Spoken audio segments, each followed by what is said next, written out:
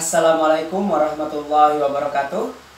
Halo sahabat semuanya, bagaimana kabar kalian sekarang? Insya Allah selalu dalam lindungan Allah Subhanahu wa Ta'ala. Amin. Baiklah, sekarang ketemu lagi dengan saya, Pak Beni. Pada kesempatan kali ini kita akan membahas materi tentang alat optik dan indera penglihatan, yaitu mata. Nah, untuk itu tetap di sini, simak terus video pembelajaran berikut sampai dengan selesai. Semangat belajar!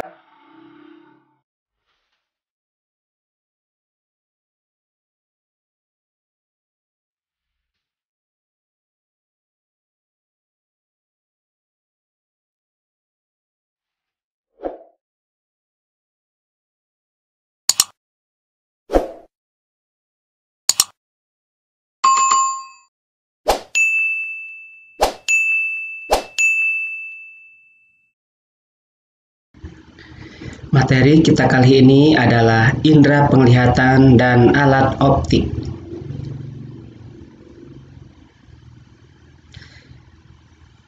Indera penglihatan dan alat optik untuk kompetensi dasar yaitu KD 3.12 menganalisis sifat-sifat cahaya, pembentukan bayangan pada bidang datar dan lengkung, serta penerapannya untuk menjelaskan proses penglihatan manusia dan prinsip kerja alat optik.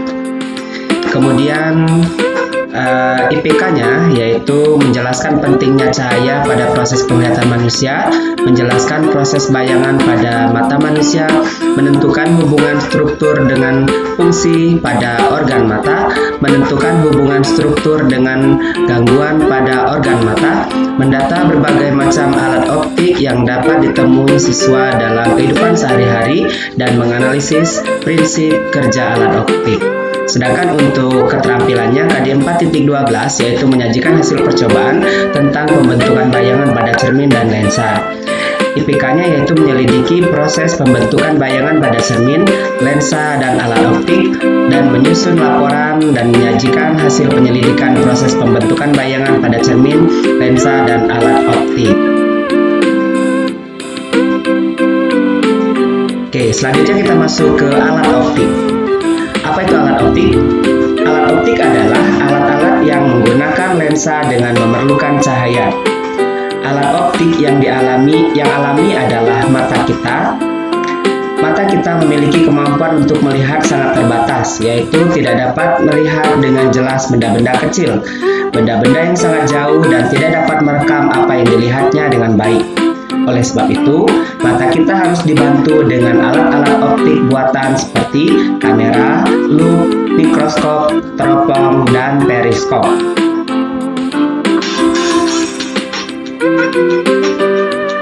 Nah, apa saja alat-alat optik? Alat optik yaitu terdiri dari 1 mata, 2 kamera, 3 loop, 4 mikroskop, 5 teropong, dan 6 adalah periskop. Itu yang akan kita bahas pada hari ini ya. Yang pertama adalah mata. Mata adalah alat indera kita yang berfungsi untuk melihat. Bola mata memiliki diameter kurang lebih 2,5 cm. Kita memiliki 2 buah mata agar kita dapat melihat benda dengan 3 dimensi, dan juga kita dapat menentukan letak suatu benda tanpa mengukurnya. Dan ini merupakan bagian-bagian dari mata, bisa dilihat dari gambar ya.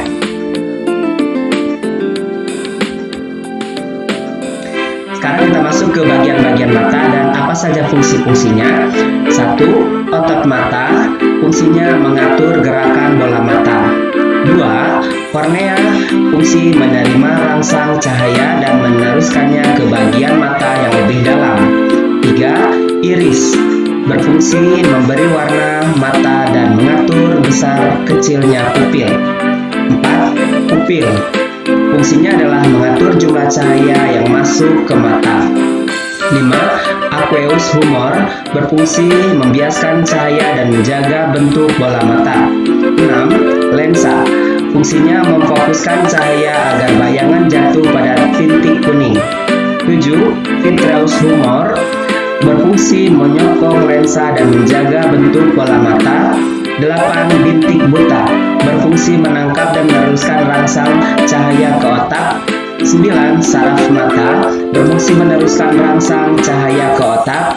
10. Bintik kuning, yaitu berfungsi tempat jatuhnya bayangan. 11. Retina membentuk bayangan benda yang kemudian dikirim oleh saraf mata ke otak. 12. Koroid berfungsi mengalirkan oksigen dan nutrisi ke retina. Dan yang terakhir adalah 13. Sklera, yaitu berfungsi melindungi dan mempertahankan bentuk bola mata. Berikut ada gambarnya, silakan diperhatikan gambarnya ya. Berikutnya adalah daya akomodasi. Apa yang dimaksud dengan daya akomodasi? Daya akomodasi mata adalah kemampuan lensa mata untuk menebal dan menipis. Lensa mata akan menipis bila melihat benda yang menjauh. Lensa mata akan menebal bila melihat benda yang mendekat. Titik terjauh yang dapat dilihat mata disebut dengan puntum remotum. Untuk mata normal, jaraknya tak terhingga. Ketika melihat jauh, mata tidak berakomodasi. Titik terdekat yang dapat dilihat dengan mata dengan jelas disebut dengan puntum proximum. Untuk mata normal adalah 20 cm sampai 25 cm. Ketika melihat dekat, mata akan berakomodasi. Selanjutnya kita melihat bagaimana cara kerja mata saat berakomodasi. Ini dalam keadaan terang, ini dalam keadaan gelap. Bagaimana kalau seandainya bendanya dijauhkan dari mata? Ya, perhatikan lensa matanya akan menipis.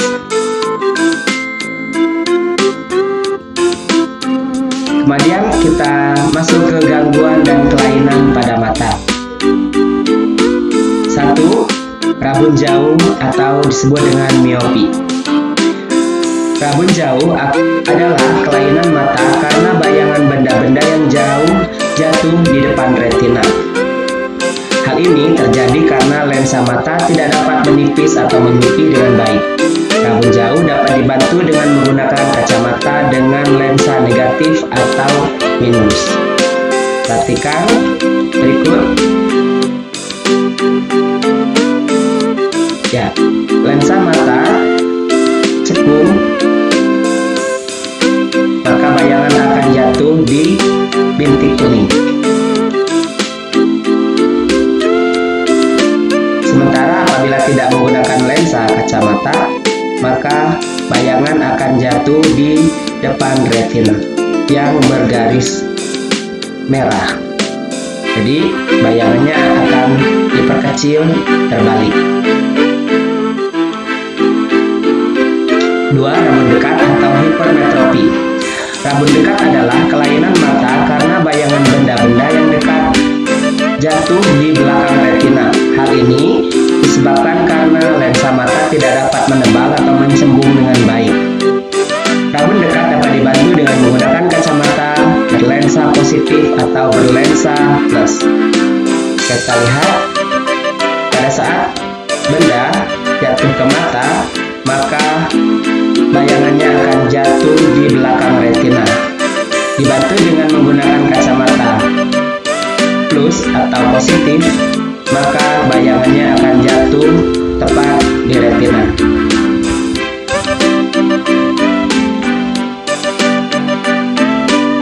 Yang ketiga, mata tua atau presbiopi.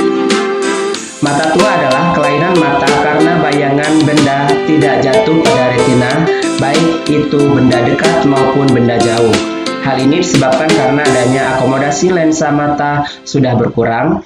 Mata tua dapat dibantu dengan menggunakan kacamata bifokal atau kacamata rangkap dengan plus dan minus dalam satu kacamata. Perhatikan gambar berikut.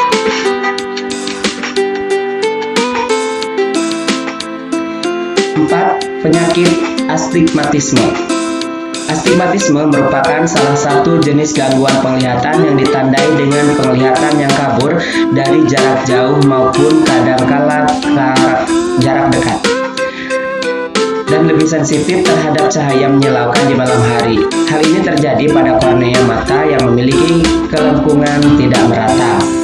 Gangguan pada mata ini juga sering dikenal kalangan awam dengan istilah mata silinder. Penyebab astigmatisme adalah terjadi karena kornea mata tidak merata bentuknya. Hal ini menyebabkan cahaya yang masuk ke dalam mata diterima oleh retina di berbagai tempat, tidak fokus hanya di satu titik saja. Hal inilah yang menyebabkan penglihatan menjadi kabur. Perhatikan gambar berikut.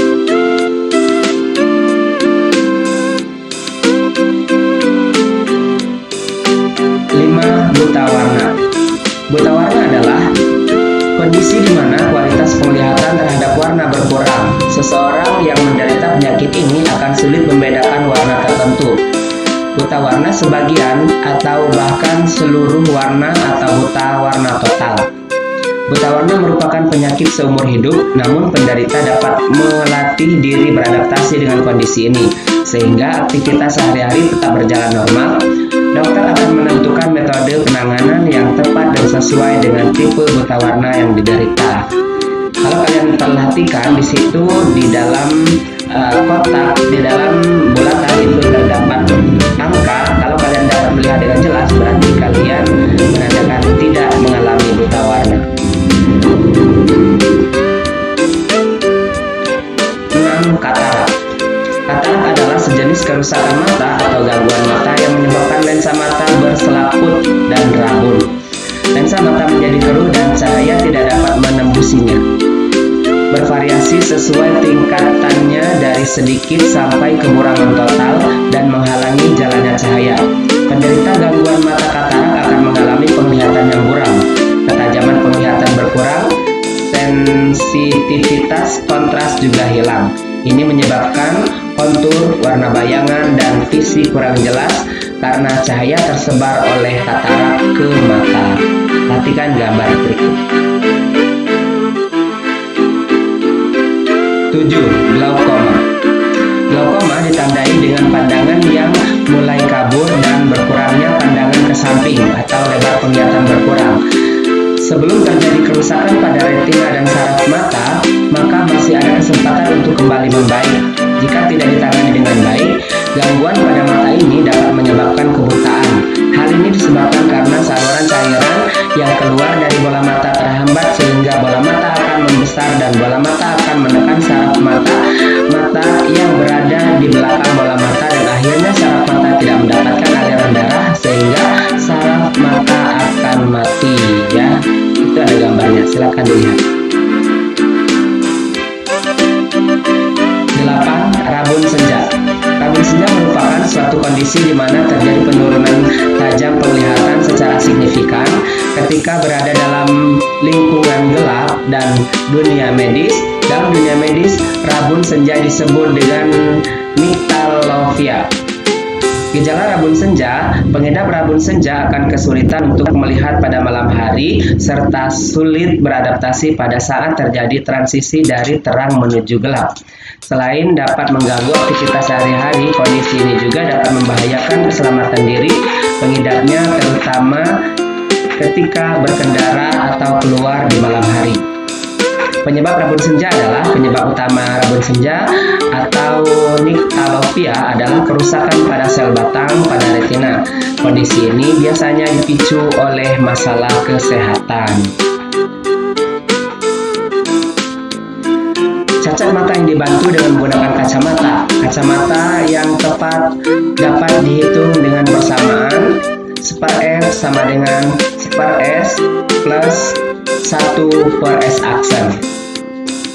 Untuk mencari kekuatan lensa, rumusnya adalah P sama dengan 100/F.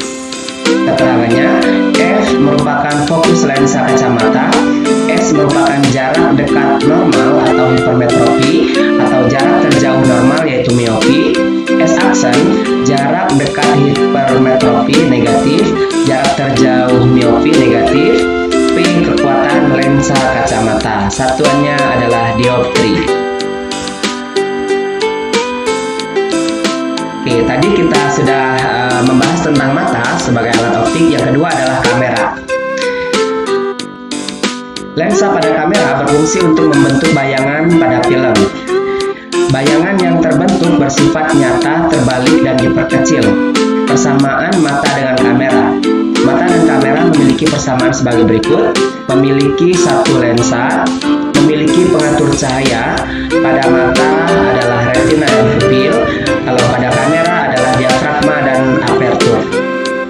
Kemudian sama-sama memiliki layar penangkap bayangan. Pada mata adalah retina dan pada kamera adalah film. Berikut adalah gambar kamera. 3. Loop. Loop atau kaca pembesar merupakan alat optik yang paling sederhana yang berfungsi untuk melihat benda-benda yang kecil. Loop terdiri dari sebuah lensa cembung. Agar benda tampak lebih besar, benda harus diletakkan antara titik fokus dengan lensa. Untuk mata tak berakomodasi, benda diletakkan tepat di titik fokus. Pembesaran dapat dihitung dengan persamaan M sama dengan N per F, di mana keterangannya F adalah fokus lensa, M pembesaran bayangan, N titik dekat mata. Berikut adalah gambar. Yang keempat adalah mikroskop. Mikroskop adalah alat optik yang digunakan untuk melihat benda-benda mikroskopis atau sangat kecil. Mikroskop menggunakan dua buah lensa cembung, yaitu lensa okuler dan lensa objektif. Pembesaran pada mikroskop dapat dilakukan dengan cara mengkalikan antara lensa okuler dengan lensa objektif pada mikroskop. Berikut adalah bagian-bagian mikroskop.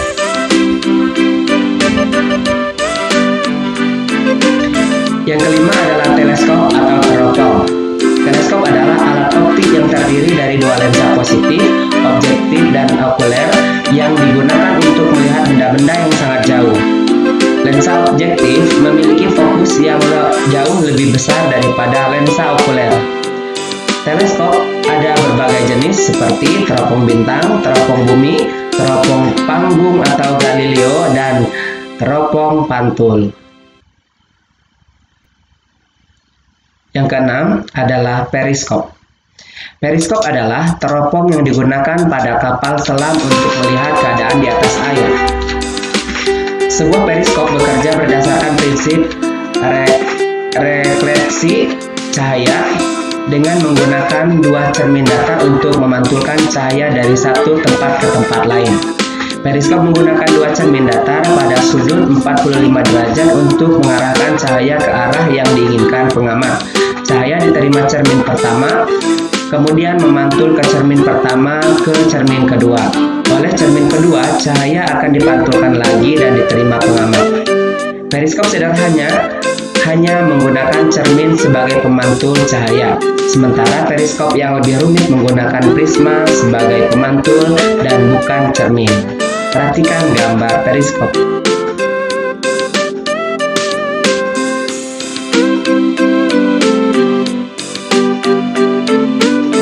Demikian anak-anak materi pada hari ini. Selamat belajar. Assalamualaikum. Baiklah sahabat semuanya, demikian tadi sudah kita saksikan bersama video pembelajaran tentang alat optik dan indera penglihatan berupa mata. Mudah-mudahan materi kali ini bisa dimengerti dan bisa dipahami dengan baik, sehingga dapat meningkatkan nilai kompetensi kalian semuanya. Oke, sukses selalu buat kita semua. Semangat belajar dan tetap jaga kesehatan. Wassalamualaikum warahmatullahi wabarakatuh.